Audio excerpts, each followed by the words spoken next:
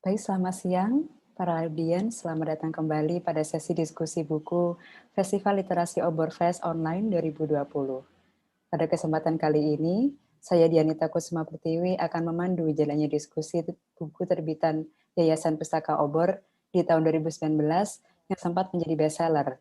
Judulnya adalah Democracy for Sale, Pemilihan Umum, Klientelisme, dan Negara di Indonesia. Menurut saya, buku Democracy for Sale, Pemilihan Umum, Klientelisme, dan Negara ini agaknya memang wajib untuk kita perbincangkan isinya dan juga disimak oleh publik masyarakat Indonesia. Seperti yang kita ketahui bersama, tahun lalu kita baru saja mengalami momentum pemilihan umum presiden yang bisa dikatakan cukup panas.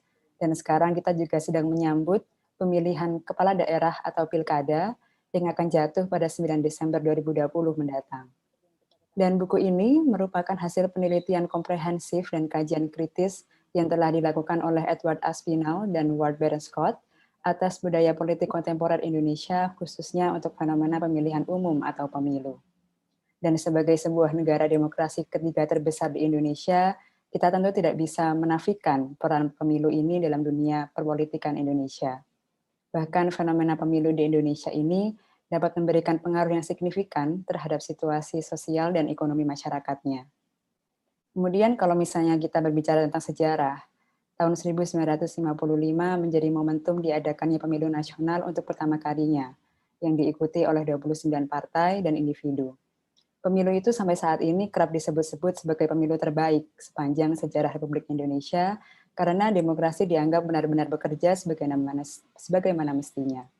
Kemudian bergerak ke pemerintahan Orde Baru, pemilu memang tetap diadakan untuk pemilihan presiden dan juga anggota dewan. Tapi bisa dikatakan gagasan demokrasi ini nihil dijumpai pada saat itu. Partai Golongan Karya atau Golkar memenangkan hasil pemilu tahun 71, 77, 82, 87, 92, dan 97 dengan jumlah pemilih yang mendominasi di posisi puncak. Dan kemenangan berturut-turut ini sudah dikritisi oleh banyak pihak karena melibatkan praktik-praktik tidak demokratis yang dilakukan oleh pemerintah Orde Baru untuk mendapatkan suara dukungan. Dan kemudian kita memasuki era reformasi, ini digadang-gadangkan sebagai momentum kebangkitan kebebasan politik atau reformasi. Tapi seiring berjalannya waktu, agaknya semakin banyak pihak yang mempertanyakan juga definisi demokrasi itu sendiri itu apa saat ini, terutama dalam konteks pemilu. Dan buku Demokrasi for Sale, Pemilihan Umum, Klientelisme, dan Negara di Indonesia ini memberikan sudut pandang kajian politik yang sangat menarik dan patut untuk dibaca, baik untuk kalangan akademisi atau periset politik di Indonesia ataupun juga publik umum. Dan ada kabar baik untuk para audiens juga yang ingin saya sampaikan, bahwa buku Demokrasi for Sale ini dapat kalian dapatkan dengan harga khusus untuk para peserta yang telah mendaftarkan diri dan mengikuti diskusi buku ini. Harga khususnya berapa? Silakan cek kolom chat Zoom untuk informasi lebih lanjut. Dan selain itu, seperti yang telah dicantumkan di poster publikasi acara, kami juga akan menyediakan sertifikat elektronik kepada para peserta yang mengikuti acara ini sampai akhir nanti dan mengikuti tautan presensi. Dan kemudian saya juga akan mengajak para audiens yang memiliki pertanyaan atau hal-hal untuk didiskusikan, silakan sampaikan saja di kolom chat, nanti kita akan diskusikan bersama. Dan kemudian kita kembali ke konteks pemilu, agaknya seperti yang saya sampaikan tadi, sejumlah pihak mulai mempertanyakan definisi atau makna demokrasi. Sejumlah pertanyaan yang muncul kemudian, apakah pemilu yang diadakan di era reformasi saat ini benar-benar sudah sesuai dengan gagasan politik demokrasi? Sejauh mana kita bisa memaknai demokrasi saat ini? Dan apa yang menjadikan reform demokrasi ini bisa dibeli di Indonesia? Dan pertanyaan-pertanyaan tersebut akan kita diskusikan bersama dengan pemateri kita pada sore hari ini, yakni Ward Berenscott, salah satu penulis dari buku Democracy for Sale. Ward Berenscott adalah peneliti senior di KIT-LW Leiden, Belanda, yang meneliti demokrasi lokal, klientelisme, dan politik identitas di India dan Indonesia. Ia adalah penulis dari Riot Politics, India's Hindu-Muslim Violence and the Everyday Mediations of the State, yang diterbitkan oleh Columbia University Press pada tahun 2011, dan Democracy for Sale, Elections, Clientelism, and the State in Indonesia, diterbitkan oleh Cornell University Press tahun 2019, yang ditulisnya bersama Edward Aspinall. Dan saat ini Pak Ward Berenscott telah hadir bersama kita. Selamat pagi, Pak Ward. Di sana masih pagi ya? Selamat pagi Ibu Dianita. Ya memang saya di sini kami baru bangun. Baru bangun. Iya, di sini kami sudah siap untuk mendengar Pak Ward. Jadi Senang terima hadir kasih di sini. sekali. Ya, terima kasih atas kesediaannya untuk bergabung bersama kami. Dan mungkin tanpa berlama-lama lagi, saya akan mempersilahkan Pak Ward untuk menyampaikan pemaparannya. Mungkin bisa diawali dari beberapa kata kunci. Jadi saya saat membaca buku ini menemukan beberapa kata kunci penting yang agaknya perlu didefinisikan sedikit agar bisa memberikan gambaran seperti apa sih sebenarnya kondisi politik Indonesia saat ini itu seperti apa. Misalnya seperti klientelisme, politik programatik, dan juga relasi patron klien. Dan kemudian saya pikir juga akan menarik kalau Pak Ward bisa membagikan pengalaman Bapak waktu melakukan penelitian di sini itu seperti apa. Silakan Pak. Terima kasih Ibu Dianita dan terima kasih untuk Obor atas organisasi seminar ini. Saya senang ada kesempatan untuk membahas buku Demokrasi for Sale dengan Anda semua. Akibat pandemik Corona, saya tidak ada kesempatan untuk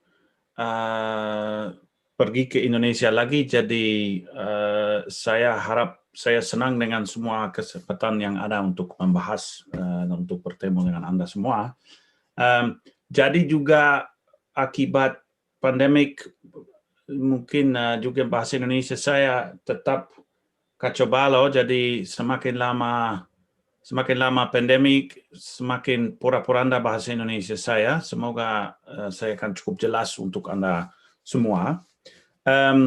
Jadi saya pikir yang paling menarik untuk Anda semua adalah kalau saya membahas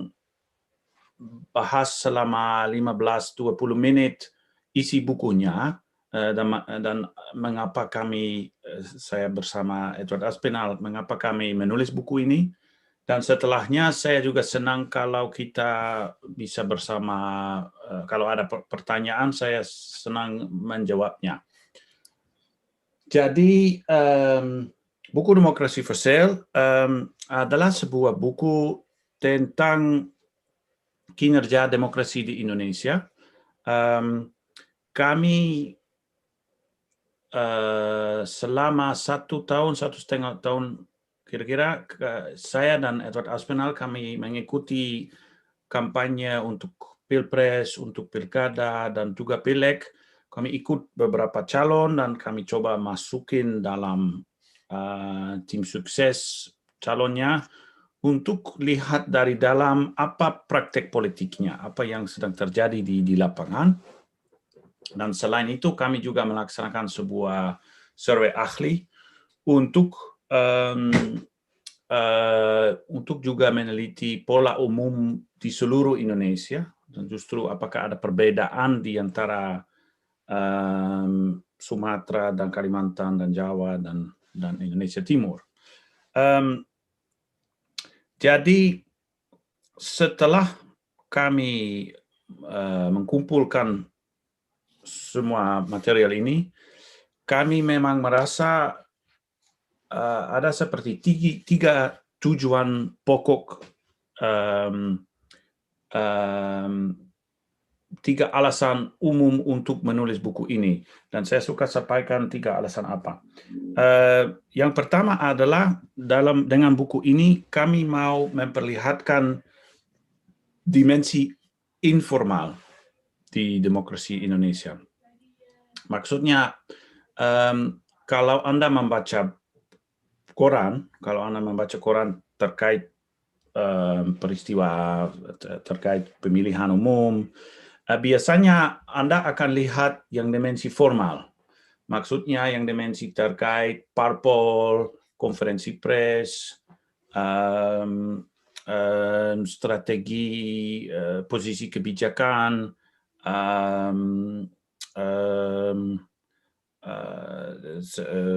press release. Jadi semua yang bisa lihat di layar, tapi yang dimensi informal adalah dimensi politik di belakang layar, yang tidak bisa lihat, tapi yang juga mempengaruhi siapa yang menang pemilihan umum, siapa yang kalah.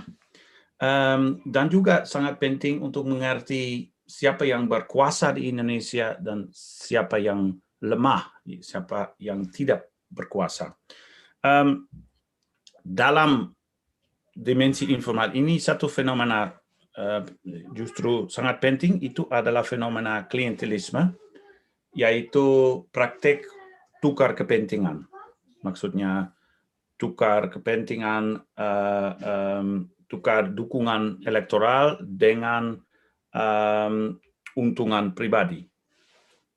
Salah satu contoh umumnya untuk klientelisme adalah praktek serangan fajar, tapi ada juga praktek klientelisme juga adalah seperti seorang pembisnis kasih uang untuk kampanye seorang calon bupati, dan setelah pilkada dan setelah calonnya menang, orang bisnis dapat izin konsesi bisnis. Itu juga tukar kepentingan klientelistik. Jadi fenomena klientelisme sangat seperti satu konsep penting dalam buku ini, karena dalam buku ini kami membahas bagaimana prakteknya, bagaimana diurus, dan apa dampaknya juga klientelisme. Jadi itu salah satu dimensi politik informal di Indonesia yang sangat penting.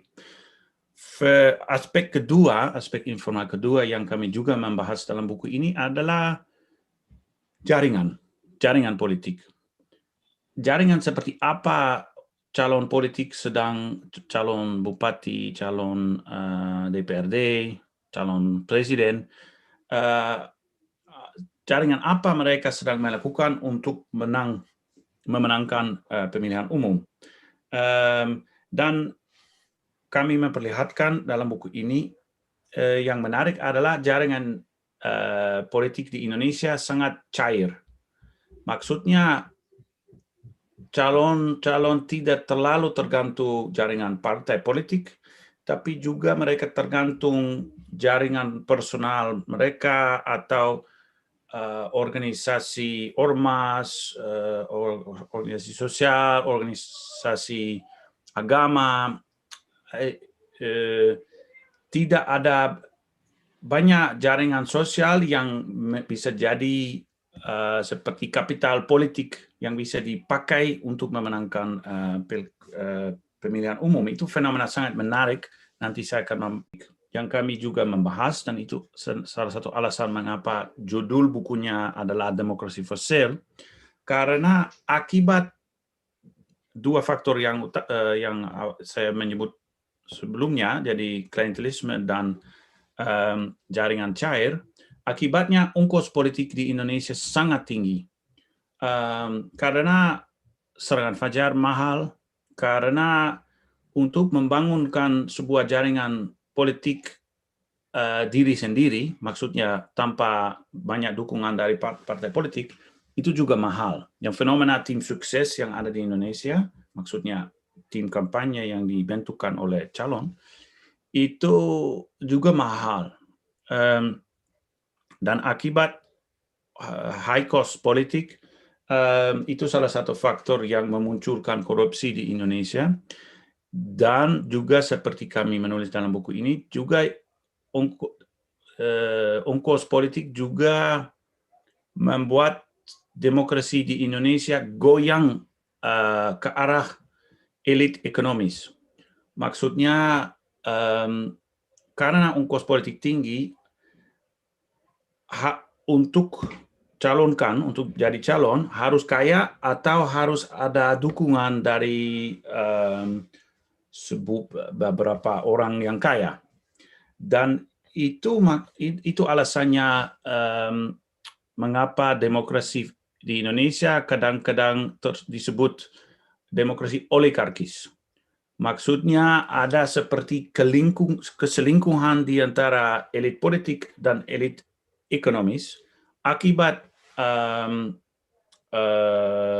ongkos politik yang begitu tinggi. Jadi itu sesuatu yang kita lihat sekarang dengan Undang-Undang Cipta Kerja atau Omnibus Law, ada seperti kecenderungan bahwa praktek politik cenderungan mewakili dengan baik kepentingan elit ekonomis, tapi tidak terlalu mewakili kepentingan orang biasa atau rakyat atau masyarakat, karena itu akibat mekanisme campaign finance, ongkos politik. Ini lewat praktek untuk mendanai kampanye calon-calon, elit ekonomis bisa mengaruhi politik di Indonesia. Jadi itu tujuan pertama kita dalam buku ini, itu untuk memperlihatkan, untuk mengerti dengan cara lebih baik dimensi informal demokrasi Indonesia. Tujuan kedua adalah untuk memperbandingkan demokrasi di Indonesia dengan demokrasi di beberapa negara yang lain. Dan dalam buku ini kami khususnya memperbandingkan Indonesia dengan demokrasi di India dan Argentina. Mengapa India dan Argentina? Salah satu faktor adalah saya juga lama juga meneliti politik di Indonesia, dan saya juga sering turun ke lapangan di India, jadi saya lihat saya bisa dengan lebih mudah memperbandingkan India dan Indonesia.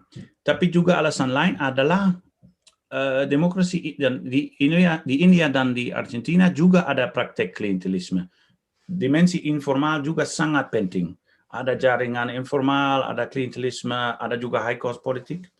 Tapi yang kita membahas dalam buku ini adalah satu perbedaan yang sangat penting, dan itu adalah kelemahan partai politik di Indonesia. Kalau kita lihat kampanye dan praktek sehari-hari politik di India dan Argentina, kami lihat kampanye diurus oleh partai politik dan tidak ada fenomena tim sukses. Maksudnya calon-calon di sana tidak membentukkan sebuah tim kampanye karena tidak perlu, karena sudah ada jaringan partai politik yang cukup kuat yang bisa mendanai kampanye. Tapi selainnya, yang menarik di Indonesia yang kuat adalah jaringan birokrasi. Maksudnya yang orang PNS, pejabat, yang main peran agak besar dalam kampanye pilkada, justru pilkada, dan yang tidak begitu relevan di India dan Argentina. Di sana sampai tidak ada orang PNS yang ikut kampanye atau yang punya kapasitas untuk mengaruhi banyak suara. Itu berbeda di Indonesia, dan itu juga sangat penting untuk mengerti demokrasi di Indonesia. Dalam buku ini kami juga membahas dua alasannya mengapa parpol di Indonesia lemah dan birokrasi kuat. Saya tidak mau berbicara secara terlalu lama, tapi alasannya ada terkait dengan sistem elektoral yang ada di Indonesia, satu faktor, dan faktor kedua adalah sejarah. Ini maksudnya itu warisan rezim Orde Baru yang menjajah lewat sistem birokrasi saat itu. Akibatnya sistem birokrasi tetap kuat di Indonesia. Ini alasannya. Jadi itu tujuan kedua buku ini, itu adalah memperbandingkan Indonesia dengan negara lain. Tujuan ketiga adalah untuk memperbandingkan politik di dalam Indonesia. Jadi untuk menjawab pertanyaan, apakah praktek politik sama saja di mana-mana di Indonesia, atau ada perbedaan kalau kita lihat praktek politik di Medan, apakah itu sama kalau kita lihat praktek di Manado atau di Surabaya? Jadi untuk itu kami melaksanakan sebuah survei ahli. Jadi kami wawancarai 500 lebih orang pengamat politik di 38 kabupaten kalau saya nggak salah di 18-17 provinsi di Indonesia, untuk justru dengan beberapa pertanyaan terkait justru dimensi informal politik. Mungkin menarik kalau saya memperlihatkan beberapa slide. Tolong host bisa Anda membiarkan saya share screen sebentar. Iya, saya ini sudah. Iya, dan di sini, maaf, ini masih bahasa Indonesia, tapi ya saya akan coba menerjemahkan. Jadi kami ada pertanyaan dalam survei ini, ada pertanyaan seperti itu. Dari semua kontrak yang diberikan oleh pemerintah daerah, persentase yang mana yang dikasih kepada orang pembisnis atau perusahaan yang telah mendanai atau mendorong kampanye elektoral orang politik. Jadi itu seperti persepsi orang pengamat politik yang Anda lihat di sini. Dan yang menarik adalah Anda lihat ada perbedaan agak besar. Menurut pengamat yang memantau politik di Jawa, justru Surabaya, Jakarta, yang tukar kepentingan ini di antara dukungan finansial dan pemerintah yang kasih kontrak kepada perusahaan, itu terjadi tapi tidak begitu umum. Tapi kalau kita lihat di Kupang, Kutai, Kartanegara, Serang, menurut pengamat politik itu memang kalau Anda mau dapat kontrak dari pemerintah memang harus mendukung sebuah calon saat pilkada.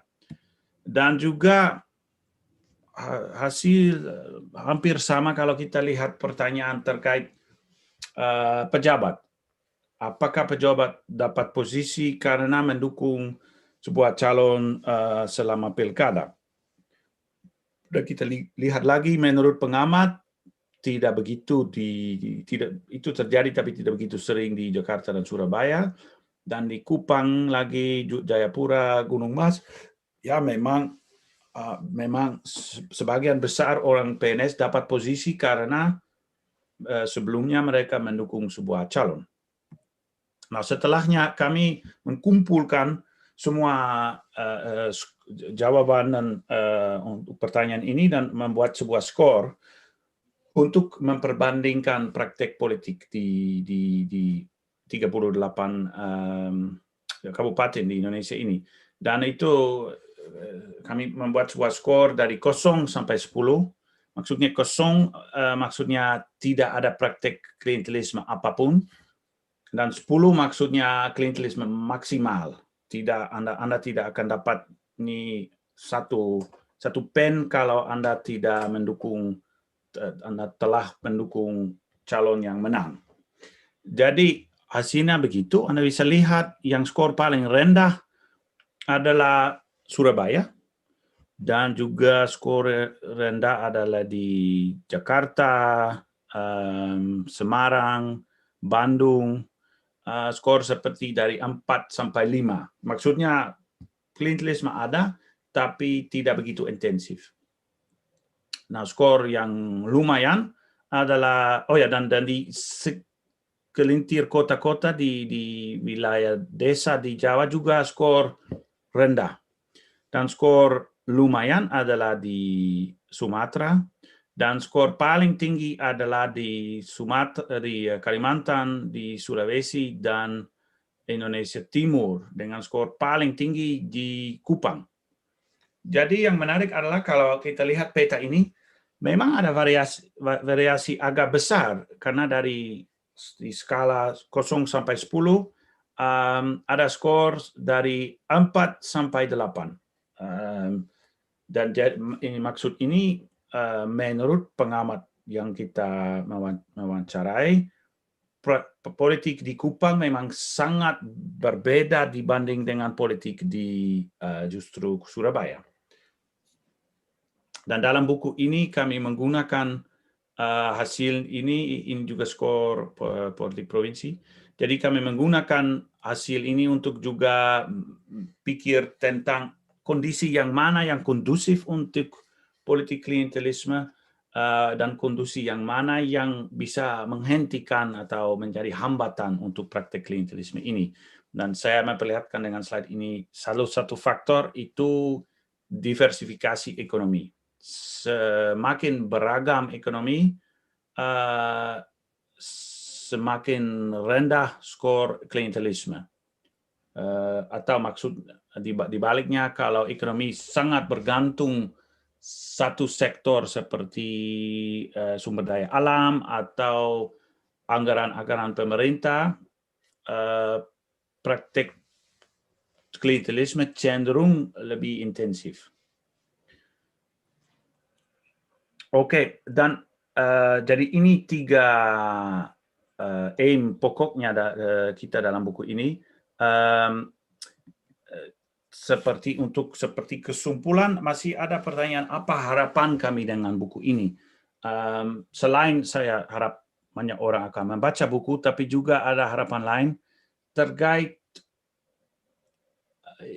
Saya harap buku ini bisa membantu mungkin sedikit atau menginspirasi ide-ide untuk meredesain, untuk merubah sistem elektoral yang ada di Indonesia. Karena ada beberapa faktor yang langsung itu dampak sistem elektoral yang ada di Indonesia. Yang high cost di Indonesia, yang kelemahan, yang faktor kelemahan parpol, itu juga terkait sistem yang dilaksanakan di Indonesia, dan itu bisa dirubah. Kalau contohnya, kalau tidak ada lagi yang daftar open list, maksudnya kalau calon kalau orang yang duduk di DPRD itu akan diduduki lewat urut parpol, itu bisa memperkuatkan parpol dan juga menurunkan praktek serangan fajar. Seperti itu ada beberapa faktor saya kira yang bisa menghentikan praktek klientelisme di Indonesia dan juga menurunkan yang high cost politik, dan itu sangat penting untuk juga menurunkan praktek korupsi yang ada. Jadi itu harapan saya juga dengan buku ini, itu juga semoga akan kasih ide-ide dan inspirasi untuk memperbaiki demokrasi di Indonesia.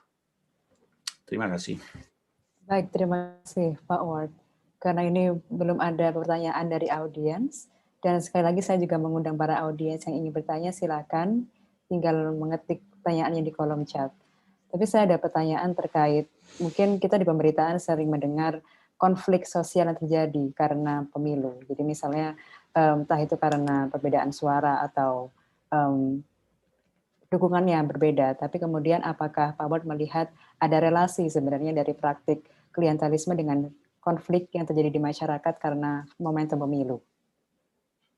Ya, saya kira ada relasi, dan memang ada relasi agak kuat.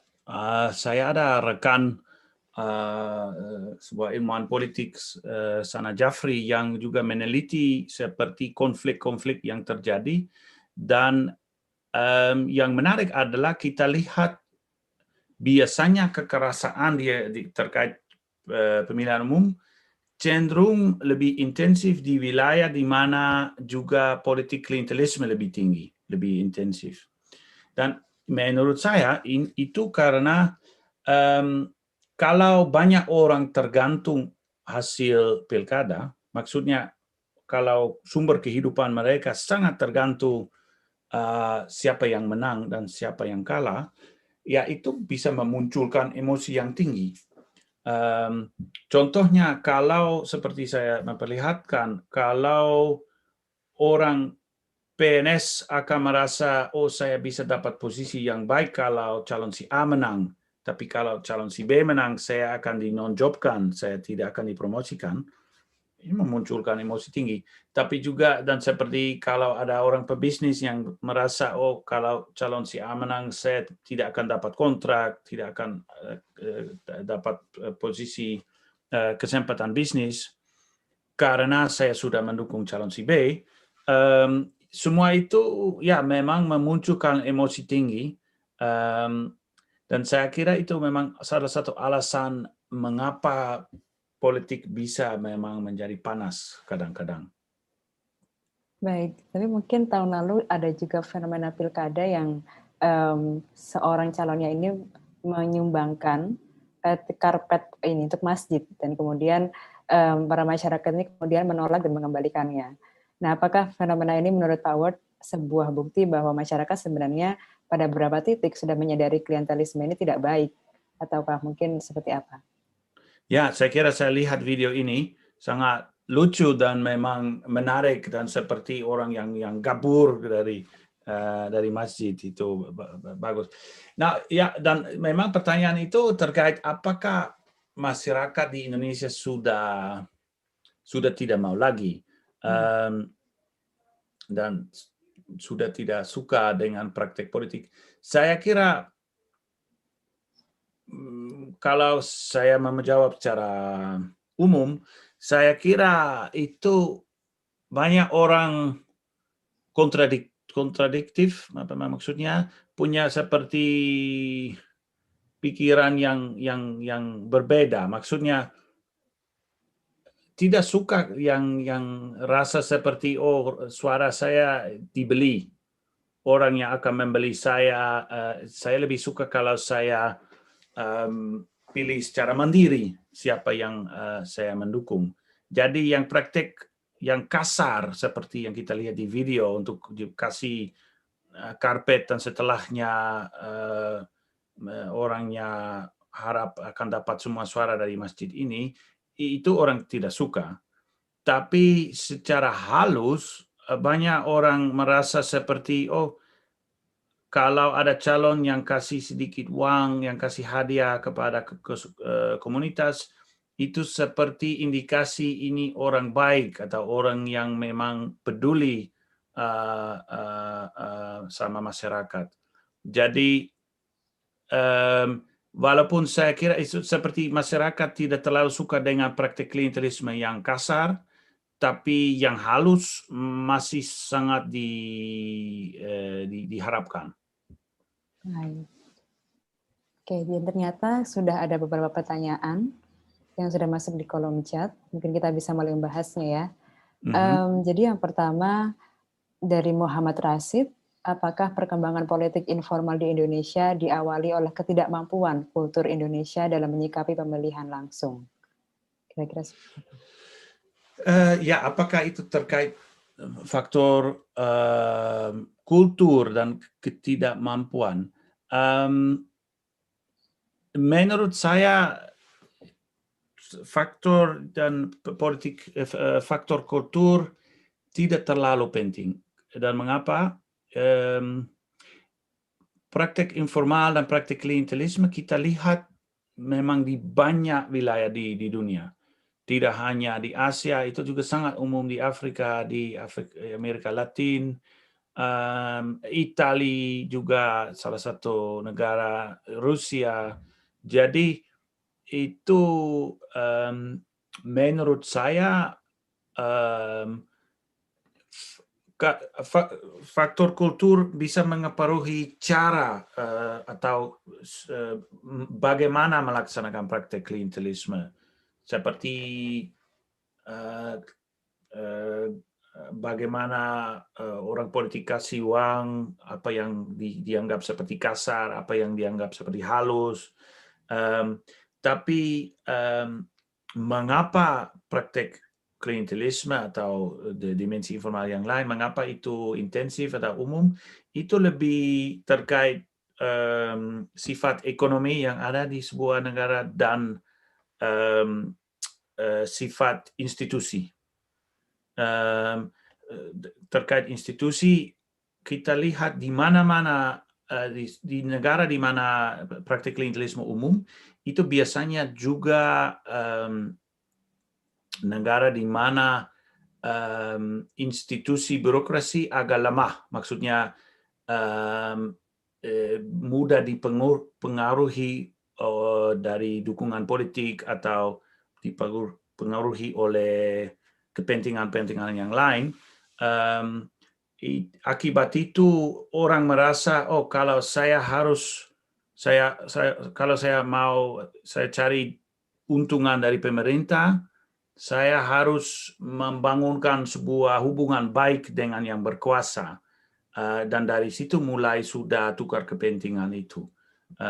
Jadi menurut saya kultur tidak begitu penting, itu justru ekonomi dan sejarah dan sifat institusi-institusi yang ada di sebuah negara.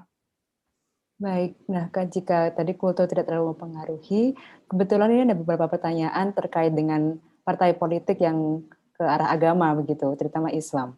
Ada yang menanyakan apakah ini ada relasinya dengan bagaimana pemerintah sebelumnya cenderung menekan wacana agama dan kemudian saat ini muncul dan mulai cukup mendominasi di kawasan elektoral. Jadi mulai banyak yang mempertanyakan terkait relasi agama dengan praktik klientelisme. Kalau menurut Awad bagaimana? Ya, saya belum membaca semua pertanyaan, maaf kalau saya tidak menjawab dengan full, tapi ya itu fenomena menarik dan penting. Menurut saya juga harus diakui dan juga menggarisbawahi bahwa ada faktor lain untuk juga mendukung sebuah calon, tidak hanya tukar kepentingan klientelisme. Dan salah satu faktor lain yang juga penting adalah identitas agama. Itu kalau orang Muslim atau orang NU atau Muhammadiyah merasa itu di satu calon ini ada juga orang NU, itu mungkin orang merasa orang ini akan mewakili saya dengan lebih baik. Saya suka kalau orang dengan identitas yang sama akan terpilih. Jadi itu tidak selalu terkait tukar kepentingan atau praktek klientelisme, ada faktor yang lain. Walaupun ada menurut saya selalu ada alasan mengapa identitas dan organisasi agama penting dalam politik di Indonesia, dan itu terkait faktor yang saya tadi membahas, yang kelemahan parpol. Akibat kelemahan parpol, semua calon yang maju di Indonesia selalu sedang cari jaringan sosial yang alternatif. Maksudnya jaringan yang bisa membantu calonnya untuk mendekati, untuk menghubungi dengan orang pemilih. Dan satu jaringan yang paling efektif, yang paling kuat di Indonesia adalah justru jaringan agama. Maksudnya kalau sebuah calon punya hubungan baik dengan NU atau Muhammadiyah atau kelompok pengajian atau organisasi gereja, biasanya itu sudah menjadi kapital politik penting karena lewat jaringan itu sudah ada kesempatan untuk mengurus sebuah meeting, untuk mendatangi calon. Jadi banyak calon yang maju di politik di Indonesia suka menjaga hubungan dengan baik dengan organisasi agama, tidak terlalu terkait agama, tapi juga terkait strategi politik, karena organisasi agama kasih jaringan yang baik, yang kuat. Dan itu juga salah satu alasan mengapa faktor agama muncul di politik di Indonesia, mengapa itu penting. Baik, jadi kita bisa melihat relasi yang cukup signifikan. Dan apakah mungkin hal ini juga terjadi, misalnya mungkin Pak Ward pernah meneliti di negara lain yang mungkin memang benar-benar negara Islam tapi menggunakan sistem demokrasi begitu. Apakah sistem klientelisme ini terjadi juga di sana atau tidak? Ya, memang sistem klientelisme itu di banyak negara.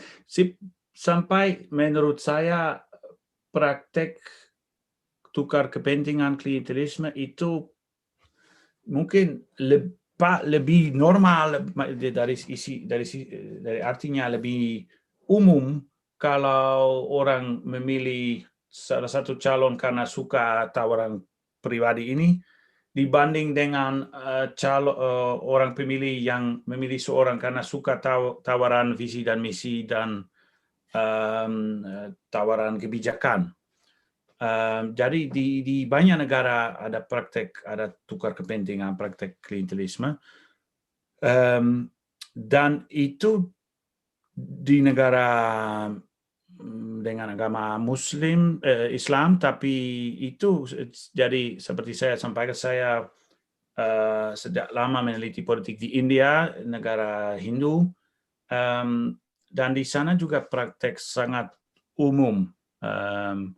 Jadi menurut saya kalau begitu tidak ada dampak agama, tidak bisa memperpisahkan negara lewat tidak ada perbedaan di antara negara dengan agama si A dengan negara dengan agama si B. Baik. Dan kemudian ini ada yang mempertanyakan lagi terkait partai politik. Bagaimana dia membayangkan dari Pak Sigit Janardono, ini menanyakan bagaimana dengan jika dibandingkan dengan di Amerika Serikat yang hanya ada 2 partai.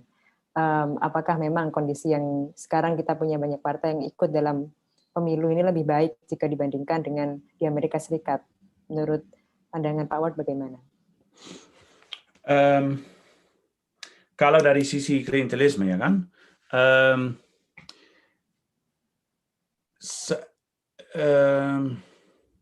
ya itu terkait, itu memang pertanyaan terkait sistem elektoral, dan itu faktor yang sulit untuk menganalisis secara pendek, tapi dari secara, jadi jawaban pendek adalah tidak ada pengaruh langsung, maksudnya kalau ada sistem politik dengan 2 partai, seperti di Amerika atau banyak negara di Amerika Latin, juga ada praktek klientelisme. Tapi ada satu hal yang berbeda, yang sistem yang ada di Amerika namanya majority system atau first past the post. Maksudnya satu calon yang dapat paling banyak suara langsung akan terpilih.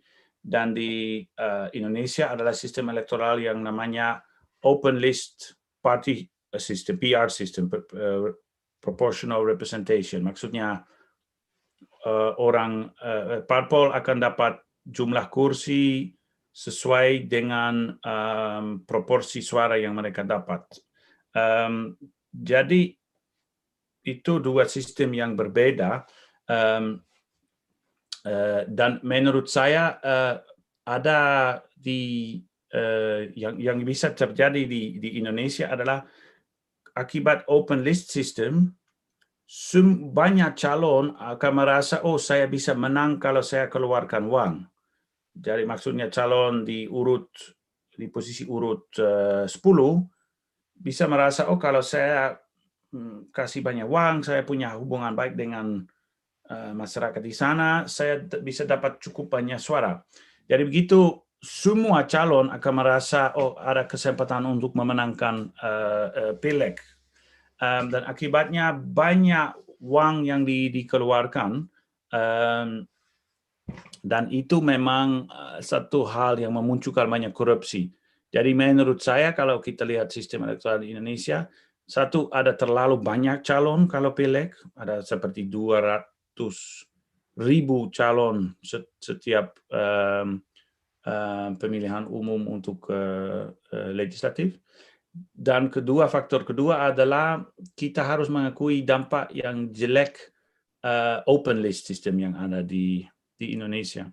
Dan faktor ketiga yang relevan juga karena pertanyaan ini, itu adalah kita harus mengakui ke sistem elektoral yang ada di Indonesia yang open list PR melemahkan parpol sedikit. Karena dua faktor, satu yang open list system dan faktor kedua adalah lebih ada seperti selain legislatif, kalau kita lihat pilkada dan pilpres, orang memilih tidak kasih suara tidak terlalu kepada partai politik, tapi kepada calon. Seperti di sistem majoritarian first past the post di Amerika atau beberapa negara yang lain. Tapi akibatnya orang politik atau partai politik tidak akan terlalu visible, orang tidak merasa dekat dengan parpol, orang merasa dekat dengan calon tapi tidak terlalu dengan parpol. Dan menurut saya kalau kita mau merubah dan transformasi ke arah sistem elektoral yang ke demokrasi yang lebih terkait ide dan visi kebijakan dan diskusi, saya kira parpol adalah instrumen yang penting. Harus ada partai politik yang punya visi dan misi yang jelas supaya orang bisa memilih visi dan misi, tidak hanya tukar kepentingan itu. Jadi jawaban lama tapi isu juga menarik dan rumit. Ya, dan ini mungkin masih berkaitan dengan sistem elektoral. Ada yang menanyakan dari Bapak Wahyudi mengenai pemilihan langsung ini agaknya kok sepertinya lebih baik jika digantikan dengan sistem pemilihan berkeadilan, di mana pemilih yang memiliki kelebihan itu memiliki kemampuan juga itu mendapatkan lebih banyak suara daripada kalau kita mungkin sekarang sering terutama di pileg itu kita sering melihat calon-calon ini kita tidak tahu begitu. Nah, apakah sistem pemilihan langsung ini agaknya bisa digantikan dengan pemilihan berkeadilan seperti yang disarankan oleh Bapak Wahyudi? Ya, menarik untuk membahasnya. Saya belum pernah membahas sistem pemilihan berkeadilan itu. Memang harapan sistem juga demokrasi yang ada adalah lewat demokrasi orang yang maju, orang yang muncul adalah orang yang memiliki intelektualitas, ilmuwan, dan juga integritas. Tapi saya kira itu menurut saya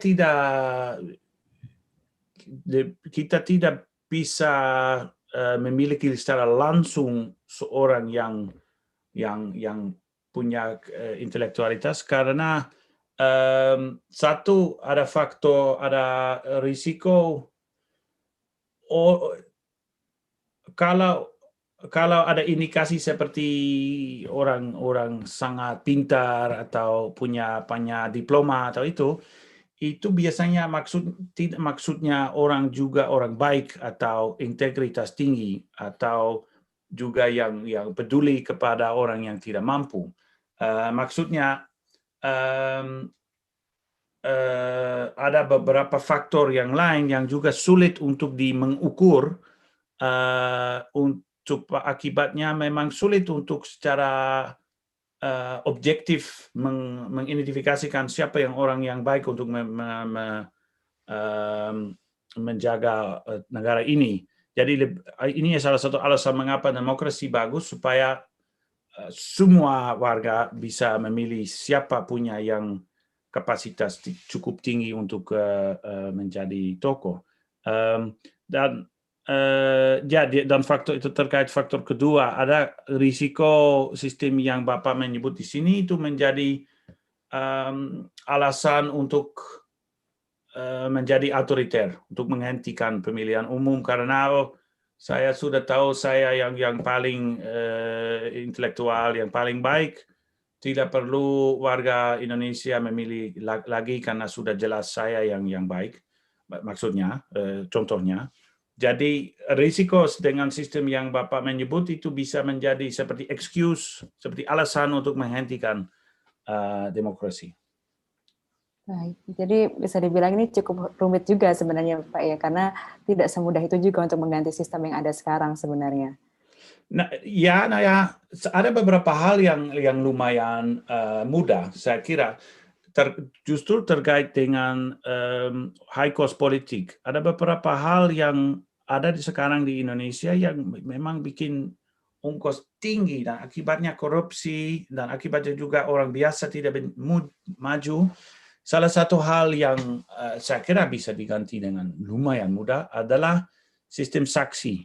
Jadi kalau kita lihat hari H, hari pemilihan umum, Anda semua pasti lihat di TPS, semua parpol atau semua calon punya sebuah orang saksi yang memantau praktek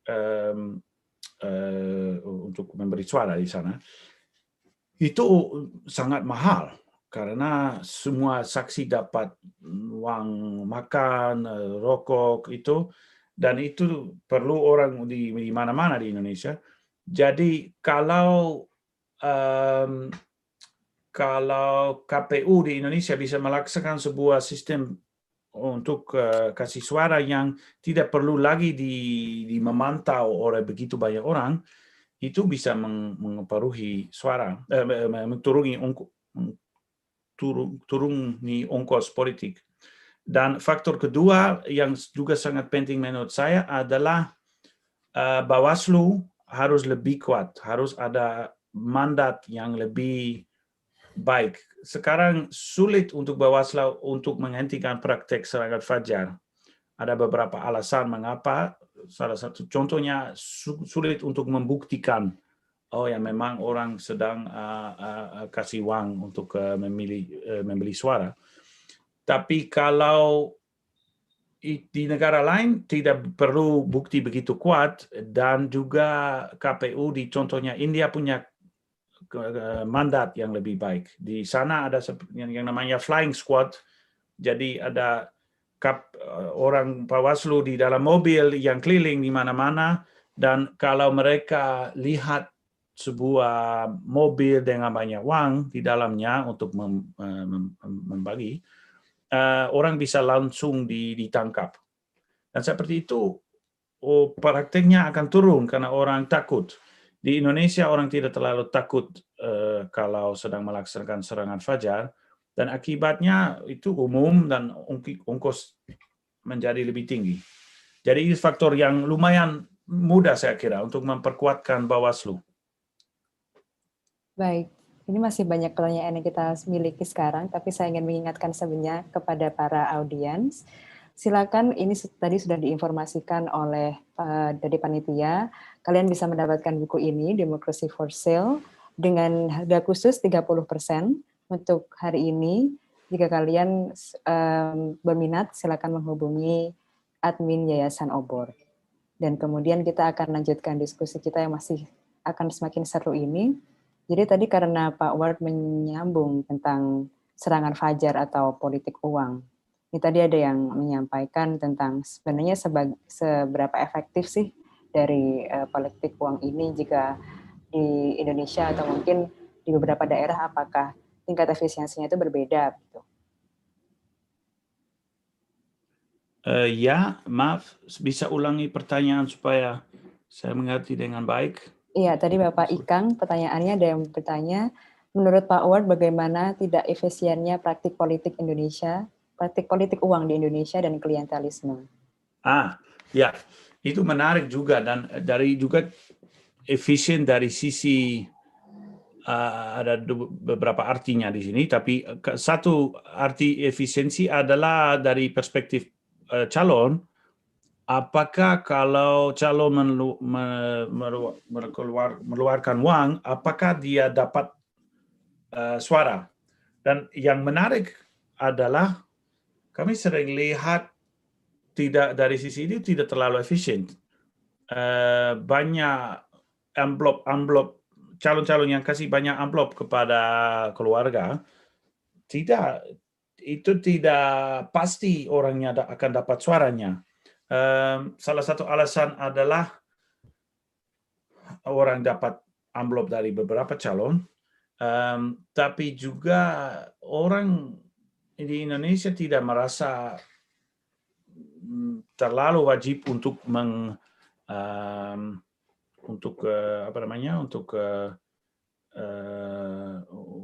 untuk nanti kasih suara kalau sudah dapat uang. Jadi yang menarik itu, tapi yang terjadi adalah praktek serangan fajar tidak seperti praktek membeli sesuatu seperti di pasar. Itu menurut saya lebih ke arah iklan. Orang calon yang baik harus memperlihatkan dia sedang mengeluarkan uang untuk warga untuk dianggap sebagai sebuah calon yang serius, yang baik. Kalau tidak kasih uang, itu seperti orang pelit, orang tidak serius, tidak mau menang. Jadi praktik serangan fajar itu tidak efisien dari sisi dapat suara langsung, tapi lebih efisien dari sisi iklan untuk memperlihatkan memang saya orang yang mampu dan orang calon yang serius. Itu aja. Baik. Ya. Mungkin tadi juga karena ada yang menanyakan kembali tentang perbandingan dengan Argentina dan India. Saya juga mungkin ingin tahu mengapa juga pada akhirnya apakah mungkin ada persamaan budaya klientelisme ini dengan negara-negara di Asia Tenggara mungkin, atau seperti apa. Dan kemudian kalau misalnya dibandingkan dengan Argentina, tadi saya pikir Bapak Mort belum terlalu menjelaskan seperti apa perbandingannya dengan Indonesia. Ya, itu menarik. Mungkin saya mulai dengan yang kedua, yang berbeda atau sama dengan Argentina. Argentina juga negara di mana memang praktek klientelisme sangat umum. Kalau kita lihat di literatur di ilmu politik, buku yang paling terkenal terkait klientelisme sering muncul dari Argentina. Tapi yang menarik, pola dan prakteknya untuk melaksanakannya sangat berbeda kalau kita membanding dengan Indonesia. Karena di sana ada sejarah parpol yang sangat kuat. Di sana partai politik punya jaringan sampai di tingkat dusun, memang sampai bawah. Ada party worker, maksudnya karyawan partai yang membantu masyarakat secara sehari-hari. Dan yang menarik adalah di sana parpol punya kapasitas untuk mempengaruhi distribusi kekayaan negara. Maksudnya kalau Anda mau masukin anak Anda ke sekolah, kalau Anda mau memperbaiki jalan, kalau Anda mau dapat posisi di pemerintah daerah, itu semua lewat jaringan partai politik. Itu partai politik yang menguasai semua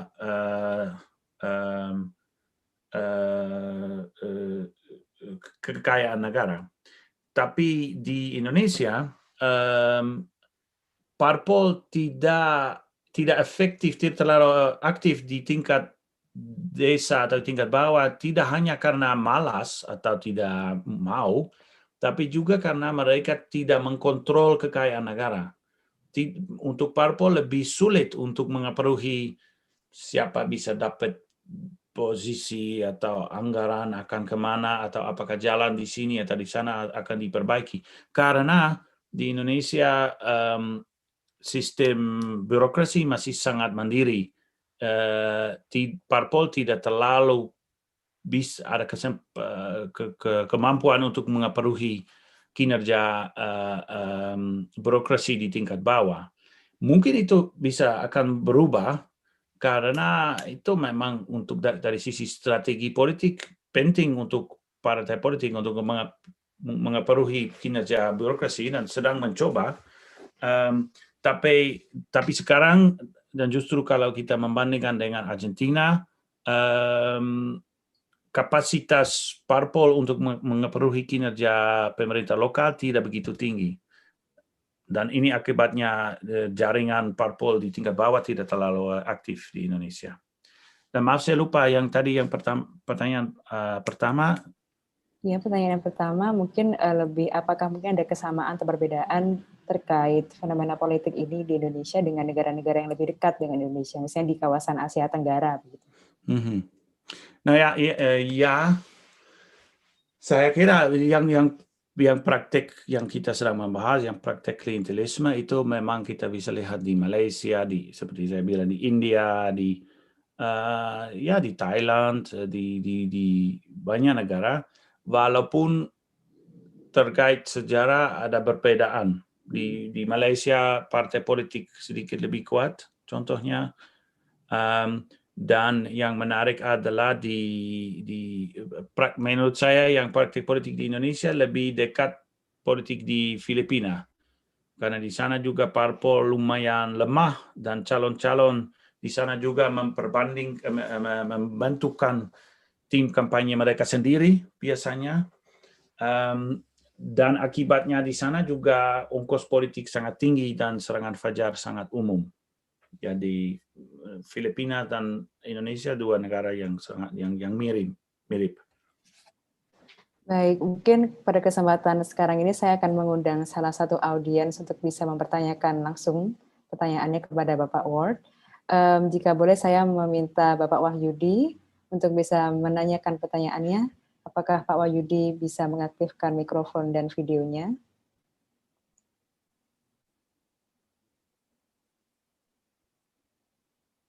Bukan bisa dibantu dari panitia untuk Bapak Wahyudi.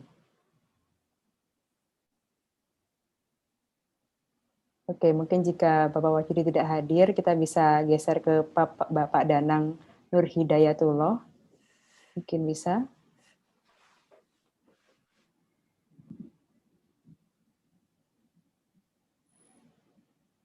Mungkin dari panitia bisa dibantu untuk unmute Pak Danang.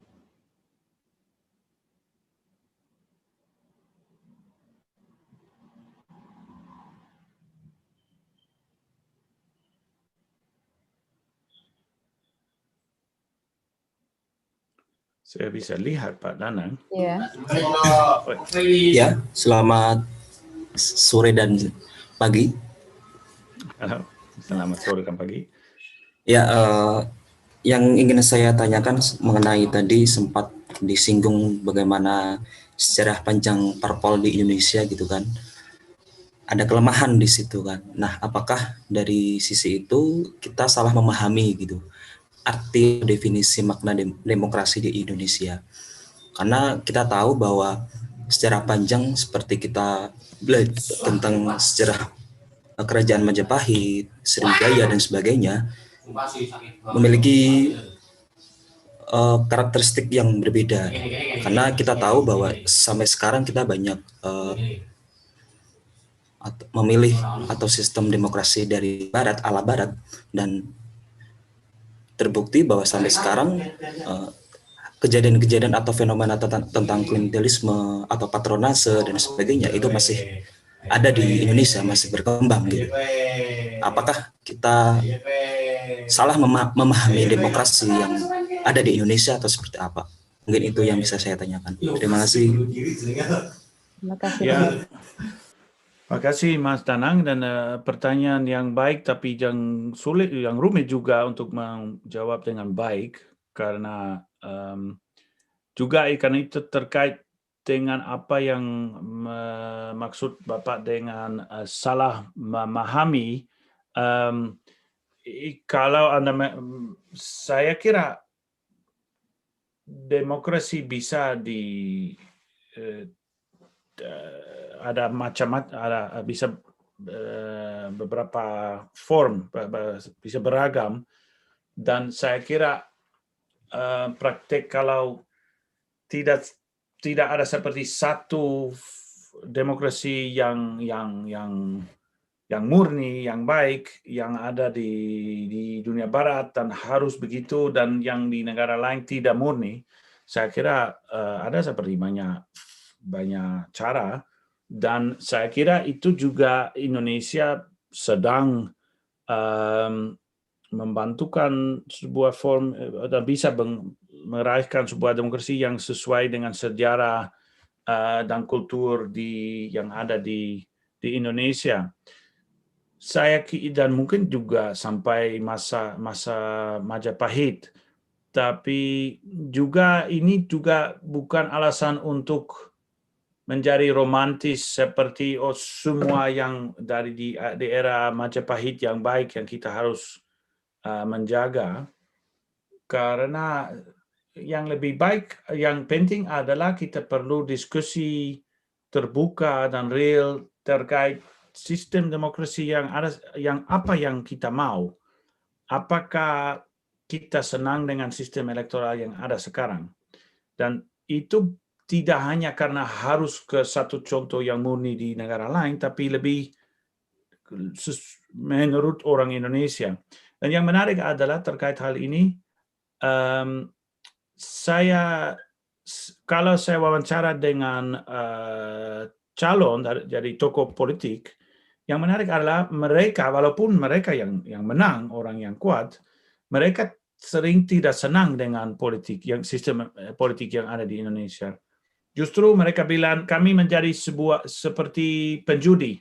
Kami harus keluarkan banyak uang sebelum terpilih. Kami tidak tahu apakah akan terpilih. Jadi akibatnya risiko tinggi dan kami bisa jadi bangkrut. Dan juga yang justru menarik, mereka sering bilang, saya mau jujur, saya tidak mau korup, saya tidak mau ambil aset negara. Tapi bagaimana saya tidak bisa menang, saya bisa muncul dalam politik kalau saya 100% jujur. Menurut saya itu real, dan itu salah satu alasan baik untuk pikir bagaimana kita bisa meredesign politik di Indonesia supaya orang politik bisa jujur, bisa tidak korup. Baik, semoga bisa menjawab dengan baik pertanyaan tadi dari Pak Danang ya. Dan kita mungkin bisa menghubungkan dengan pilkada yang akan datang ini pada tanggal 9 Desember 2020 mendatang. Ini sempat ada sedikit ramai-ramai di media sosial karena ini kan saat pandemi begitu. Dan kemudian istilahnya kok pemerintah ini ngotot mau tetap ada pilkada. Nah, jika dikorelasikan dengan fenomena tersebut juga mungkin ada hubungannya dengan klientelisme. Menurut pendapat Pak Ward bagaimana untuk pilkada yang akan datang ini? Ya, itu juga pertanyaan terbuka untuk saya. Saya akan sangat tertarik untuk lihat apakah bagaimana dengan praktek serangan fajar? Karena kalau di masa pandemi itu lebih sulit untuk melaksanakannya. Jadi apakah akibat pandemi prakteknya akan turun? Orang tidak akan melaksanakan serangan fajar, atau calon-calon menjadi kreatif dan menemukan sebuah cara untuk melaksanakan serangan fajar secara SPBB atau itu. Jadi saya kira kita akan lihat beberapa praktek yang kreatif, yang original, karena biasanya calon-calon sangat kreatif dan bisa melaksanakan strategi yang pintar. Mungkin mereka juga masih tetap melaksanakan serangan fajar, tapi di cara berbeda. Ya, jadi mungkin kemungkinannya juga masih banyak, dan Pak Ward sebenarnya juga penasaran untuk meneliti hal ini juga ya. Ya, saya merasa sedih saya tidak akan bisa hadir di pilkada yang akan datang, karena itu satu hal yang saya paling suka, yang ikuti dengan sebuah calon dan lihat strategi dia dan wawancara dengan warga Indonesia terkait pilihan mereka. Jadi saya sedih, saya tetap tidak akan bisa. Semoga tahun depan saya akan bisa datang. Ya, semoga tahun depan sudah bisa kembali lagi. Nah, tapi berhubungan dengan wawancara tadi, saya juga akhirnya penasaran sebenarnya respon yang waktu diperoleh Pak Ward waktu mewawancarai mereka di sini waktu penelitian itu seperti apa? Apakah mungkin ada perbedaan jawaban atau misalnya sesuatu yang sangat tidak sesuai antara yang ditanyakan kepada masyarakat dengan kepada calon? Waktu itu seperti apa?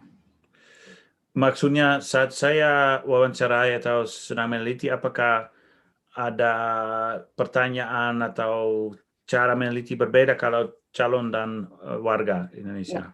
Betul, seperti yang buku ini. Ya, nah kalau memang kalau saya berbicara dengan calon atau anggota tim sukses, ada pertanyaan yang berbeda justru karena mereka tahu dari dalam apakah strateginya. Jadi saya ada pertanyaan seperti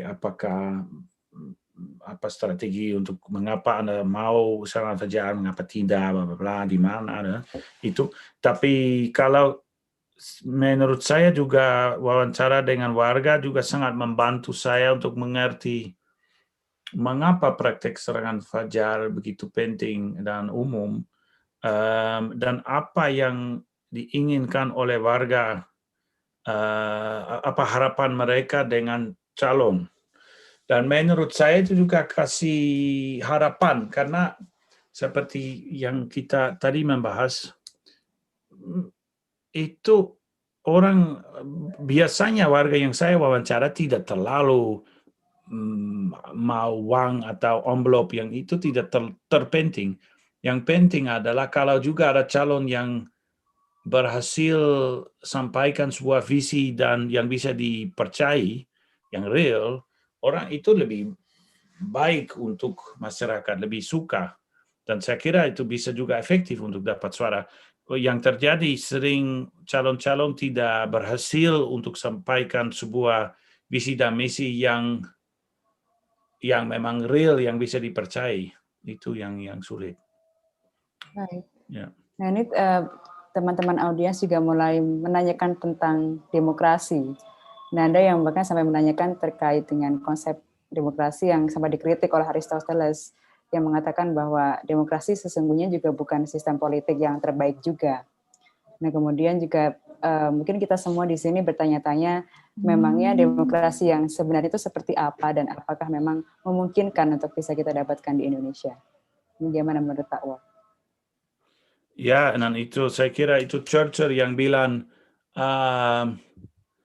bagaimana menerjemahkan, bilang demokrasi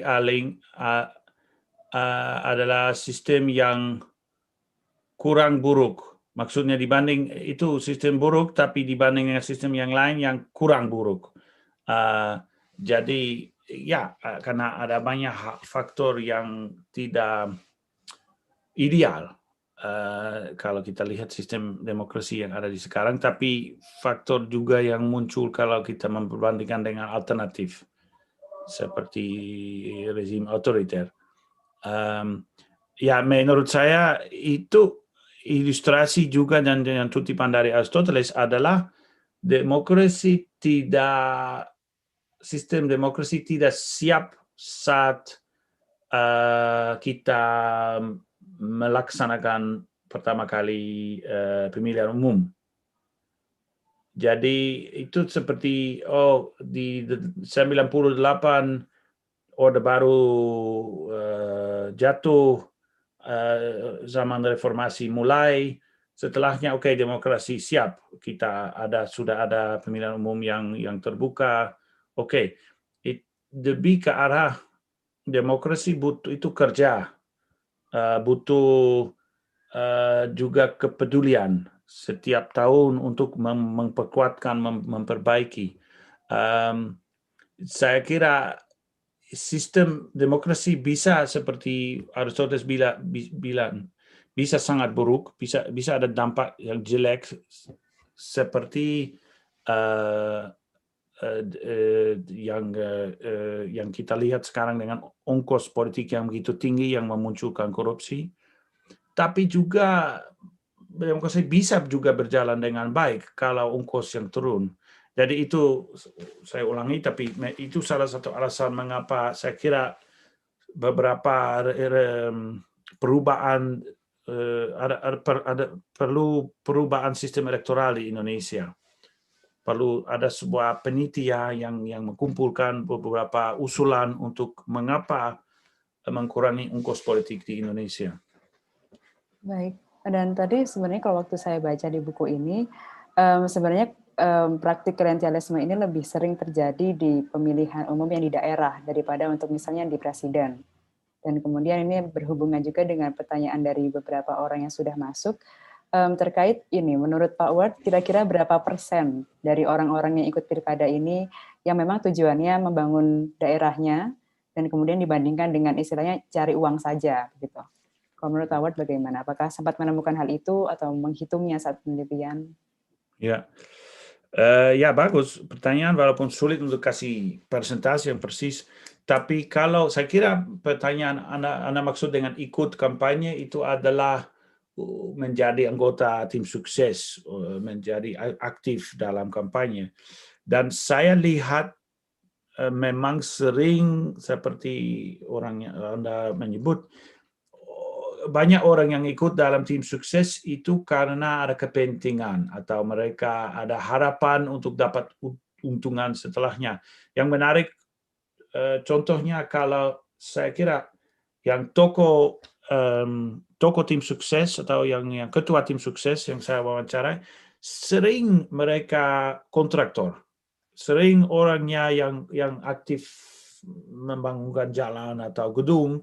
Jadi maksudnya untuk orang begitu mau menjadi anggota tim sukses supaya setelahnya kontraktornya akan dapat kontrak dari pemerintah untuk membangun sesuatu. Jadi memang ada banyak orang yang sedang cari untungan pribadi di tim sukses, tapi tidak hanya begitu. Saya kira faktor tukar kepentingan salah satu faktor, tapi ada juga faktor idealisme dan ada juga faktor calon si A memang orang baik yang bisa membawa perkembangan atau perubahan yang baik di wilayah kami. Jadi itu faktor yang juga kasih harapan kepada saya. Kita tidak harus itu juga faktor yang ada, yang idealisme, yang orang tidak mau sesuatu, mau mendukung sebuah calon karena memang percaya kepada dia. Saya tidak bisa kasih presentasi yang mana, tapi memang faktor ada, mereka penting. Baik. Nah, mungkin juga pertanyaan yang saya ingin tahu, jadi sebenarnya sejauh mana sebenarnya demokrasi ini dibeli pada akhirnya di negara Indonesia ini menurut Pak Ward, dari misalnya fenomena-fenomena pemilihan umum baik di daerah ataupun kemudian mungkin di tingkat nasional, separah apa sih kalau misalnya bisa Pak Ward ini mengatakan gitu? Ya, itu pertanyaan yang penting karena justru terkait dengan judul bukunya, sejauh mana demokrasi Indonesia bisa dibeli. Dari satu sisi tidak bisa dibeli secara langsung seperti di pasar pembelian. Kalau sebuah calon kumpulkan banyak uang dan keluarkan banyak uang, itu tidak pasti dia akan memenangkan lawan calon yang tidak keluarkan begitu uang. Begitu memang tidak bisa dibeli. Tapi kalau kita lihat polanya, untuk memenangkan sebuah pemilihan umum butuh uang, dari kalau mau menjadi anggota DPRD daerah atau menjadi presiden. Dan akibatnya orang calon dan dunia politik cenderung tergantung orang kaya, orang yang punya uang. Jadi secara tidak langsung, ini maksudnya orang yang punya uang bisa dapat pengaruh atau kontrol atas demokrasi di Indonesia. Dia bisa memastikan bahwa calon yang simpatis kepada kepentingan mereka bisa jadi bisa dapat kursi atau bisa jadi bupati. Dan juga kalau calon sudah jadi, orang yang mendanai kampanye bisa mempengaruhi kinerja pemerintah dan bisa dapat kontrak, izin, atau bisa dapat bisa dapat peraturan yang juga baik untuk kepentingan mereka. Dan menurut saya itu juga di belakang Undang-Undang Cipta Kerja yang sekarang, itu juga karena elit ekonomis yang dengan kepentingan dengan memunculkan praktik bisnis mereka menggunakan jalur dan jaringan yang mereka membentukkan dengan dana kampanye untuk setelahnya dapat sebuah undang-undang yang sangat baik untuk kepentingan mereka. Dan itu oke kalau pengaruh mereka yang mirip dengan pengaruh yang punya masyarakat buruh atau orang di daerah yang punya kepentingan mereka. Tapi yang terjadi sekarang kepentingan orang kaya lebih kuat, lebih baik mempengaruhi kinerja pemerintah dibanding dengan kepentingan orang masyarakat. Jadi dari interpretasi ini memang menurut saya demokrasi di Indonesia bisa dibeli. Maksudnya kinerja di pemerintah di daerah bisa dipengaruhi oleh orang yang punya uang. Baik, dan jika mungkin terakhir sebelum nanti closing statement, mungkin kita akan menghubungkan lagi dengan fenomena pandemi begitu. Karena kan kita tahu pandemi ini sangat mempengaruhi situasi ekonomi di banyak negara termasuk juga Indonesia. Banyak orang yang kehilangan pekerjaan, terus kemudian atau gajinya berkurang. Nah, kemudian apakah menurut Pak Ward ini kita kan tentu saja proses untuk bisa mengembalikan lagi dari resesi ini butuh waktu yang tidak sedikit.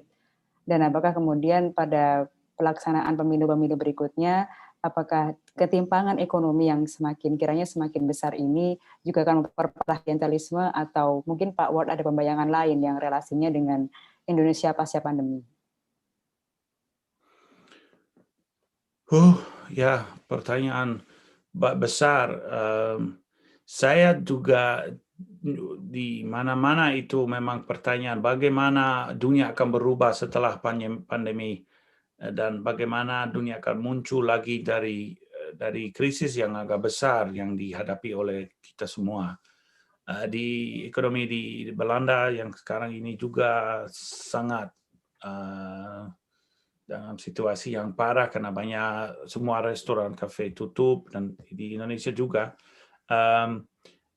Saya tidak tahu, tapi harapan saya adalah biasanya kalau ada krisis begitu besar itu juga kasih kesempatan untuk pikir lagi tentang sistem ekonomis dan sistem politik, apakah sistemnya masih sesuai dengan kepentingan kita dan apakah sekarang ada kesempatan untuk memperbaiki beberapa hal. Jadi saya kira mungkin itu menjadi sebuah di krisis pandemi ini menjadi juga kepentingan untuk pikir lagi dan melaksanakan sebuah perbaikan. Baik, mungkin untuk pernyataan terakhir karena waktu kita tinggal 6 menit lagi. Mungkin ini banyak juga yang menanyakan terkait masa depan Indonesia, apakah mungkin sebenarnya demokrasi ini benar-benar tercapai. Nah, dari mungkin hasil penelitian Pak Ward dan juga semua hasil-hasil penelitiannya, kira-kira memang apakah mungkin dan pembayangan masa depan Indonesia politiknya seperti apa? Mungkin sebagai closing statement dan mungkin juga pesan terhadap kami, mungkin bagi orang-orang yang melakukan riset di dunia politik, kira-kira pesan dari Pak Ward seperti apa? Silakan. Terima kasih. Saya harus pikir. Seperti Pak Edward Aspinall dan saya menulis dalam buku ini, praktek informal, praktek klientelisme yang kita tadi membahas, itu terkait juga struktur yang agak kuat atau besar. Maksudnya itu juga terkait sistem ekonomis yang ada di Indonesia. Di wilayah di mana ekonomi tidak terlalu beragam, itu lebih sulit untuk hentikan politik klientelisme. Jadi kita tidak bisa harapkan praktek seperti serangan fajar akan turun dengan mudah. Itu dan juga ongkos politik tidak akan tetap tinggi, saya kira. Tapi selain itu, ada beberapa faktor di dalam tangan kita, saya kira, yang faktor yang juga akibat peraturan atau undang-undang yang kita membuat sebelumnya. Jadi saya kira itu juga kasih seperti tanggung jawab kepada kita semua yang membaca buku, yang ilmu politik, yang tertarik dengan politik, untuk pikir tentang hal itu. Apa faktor yang di tangan manusia? Apa faktor yang kita bisa mengaparuhi kalau kita pikir dengan baik bagaimana sistem elektoral atau sistem pemilu bisa diperbaiki, bagaimana demokrasi Indonesia bisa sebaik mungkin. Jadi itu juga itu harapan saya, itu alasan utama saya menulis buku ini, untuk membantu, untuk mendorong diskusi ini, seperti demokrasi yang mana yang kita paling suka, yang kita mau, dan langkah-langkah apa yang bisa membantu untuk meraihkan demokrasi ini. Jadi walaupun di buku ini tidak ada semua jawaban, saya harap buku Demokrasi Universal bisa membantu dalam diskusi ini. Baik, maka karena sudah di penghujung acara, izinkan saya untuk sedikit merangkum jalannya diskusi tadi. Jadi buku Democracy for Sale, Pemilu, Klientelisme, dan Negara di Indonesia yang ditulis oleh Bapak Edward Aspinall dan Ward Scott ini memiliki paling tidak 3 tujuan. Yang pertama adalah menunjukkan dimensi informal dari demokrasi Indonesia yang angkanya tidak terbuka seperti layaknya dimensi formal yang ditunjukkan dalam surat kabar. Dan kemudian di dimensi informal ini ada aspek-aspek seperti praktik klientelisme yang kemudian itu sebenarnya adalah terkait tukar kepentingan yang prakteknya bisa dengan money politics atau politik uang dan serangan fajar. Dan kemudian hal kedua yang ingin disampaikan oleh para penulis dalam buku ini adalah jaringan politik, yakni jaringan yang dimiliki oleh para politisi di Indonesia, yang dimana ditemukan oleh Bapak Aspinall dan juga Pak Ward ini sifatnya cair jika di Indonesia ini. Jadi ada hubungan-hubungan misalnya antara tokoh politisi dengan para pemegang aset. Dan kemudian juga para peneliti di buku ini ingin menunjukkan tentang betapa tingginya ongkos politik yang harus dimiliki oleh para kandidat calon ini untuk membangun jaringan dan juga untuk menjaring dukungan. Dan itu pada akhirnya memberikan satu akibat yang cukup besar dan menjadi masalah bagi kita semua, yakni korupsi yang sampai hari ini masih menjadi tugas yang sangat berat untuk bisa kita hadapi. Dan kemudian jika dibandingkan dengan demokrasi di negara lain, yang di sini dibandingkan dengan India dan Argentina, Indonesia punya nilai-nilai atau sifat-sifat karakteristik yang cukup unik, dan kalian kalau penasaran, tentu saja harus membelinya sendiri dan harus membacanya buku ini. Dan tadi sudah disampaikan oleh panitia melalui kolom chat bahwa ada diskon 30% untuk kalian yang telah mengikuti diskusi ini, dan juga akan mendapatkan sertifikat digital karena telah mengikuti acara ini dari awal tadi sampai sekarang. Dan kemudian sebagai penutup, saya ingin mengucapkan terima kasih banyak kepada Bapak Ward Scott atas partisipasinya di sini, sudah berbagi begitu banyak ilmu tentang dunia politik, dan kemudian terima kasih juga kepada para audiens yang telah bergabung dan berpartisipasi dengan aktif, dan juga saya ingin mengingatkan sekali lagi, jangan sampai melewatkan sesi-sesi menarik lain dari Festival Literasi Oberfest Online 2020 yang masih akan berlangsung sampai 23 Desember 2020. Sekali lagi terima kasih banyak atas partisipasi kalian. Saya Dianita Kusma Pertiwi undur diri. Selamat sore dan sampai jumpa. Terima kasih banyak atas organisasi.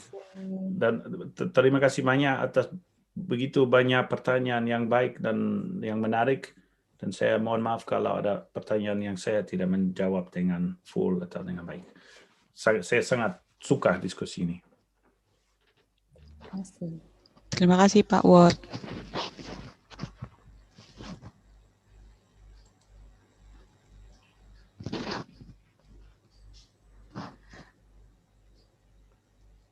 Untuk semua teman-teman yang hadir, saya beritahu kalau besok masih ada diskusi, yaitu bertema dengan Tan Malaka, membahas 6 bukunya. Bagi yang berminat, silakan untuk mendaftar. Silakan buka Instagram kami, Obor. Terima kasih.